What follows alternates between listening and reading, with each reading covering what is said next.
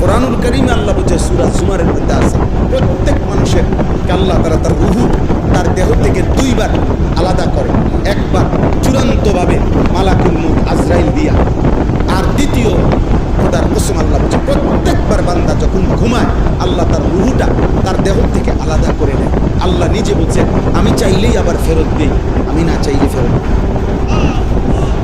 আল্লাহু ইয়াতাওয়াফাল আনফুসা হিনা মাউতিহা ওয়াল্লাতী লাম তামুত ফী মানামিহা ফায়ুমসিকুল্লাতী কাদা আলাইহাল মাউত ওয়া ইউরসিলুল উখরা ইলা আজালিন মুসাম্মা।